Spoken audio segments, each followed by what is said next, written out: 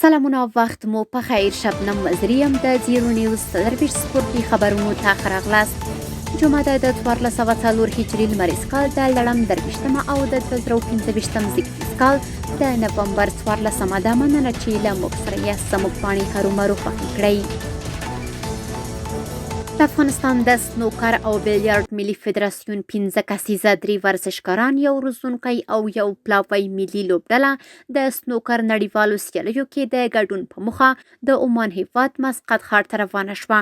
ټاکل شوې چې د 2015 سنوکر اتلولۍ نړیوالې سیالۍ به د عمان په مسقط ښار کې د افغانستان په ګډون د 10 زیاتو هیوادونو ترمنځ په دوو برخو ټیمي او انفرادي کې د روانې نومبر میاشتې پر 15 نیټه پیل او د همدې میاشتې تر 23 به دوام وکړي چې له افغانستان څخه به پکې محمد رئیس هوتک، محمد میر نورزی او محمد ظریف افضلي د لوبغاړو په توګه، وحید الله اصغري د روزونکي او ګلاب الدین خپلواک د پلاوي په ډول ګډون وکړي. د اسلامي هیوادونو پیوستون شپږم پړاو سیالیو په مویتای برخه کې محمد یوسف جهانگیر په 15 کیلوګرام وزن کې پرله پسې د اندونیزیایي او عربستاني سیال مات کړل او د سپینو زرو میډال ګټونکی شو. محمد یوسف جهانگیر به سبا د سرو زرو میډال پر سر د ترکي سیال پر وړاندې د سیالۍ ډګر ته ښکته شي. همدارنګه سید حمید سادات په 8 کیلوګرام وزن کې خپل قزاقستاني سیال ته ماته ورکړه، خو د ایراني سیال پر وړاندې ماته وخوړه او د برونزو میډال ګټونکی شو.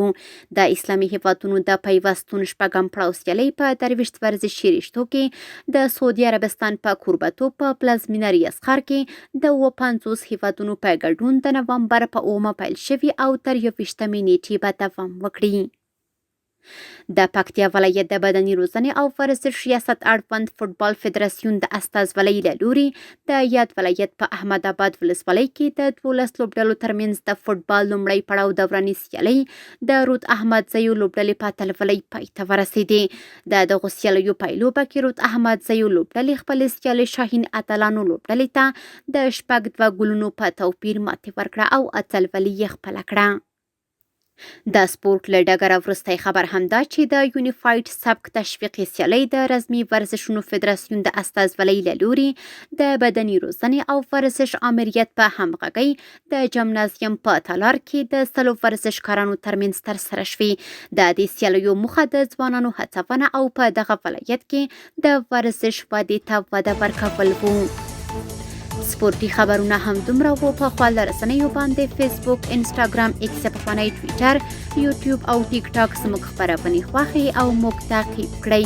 ادرس یې 0 نیوز سرویس. تر سبا خبرونه د الله پامان.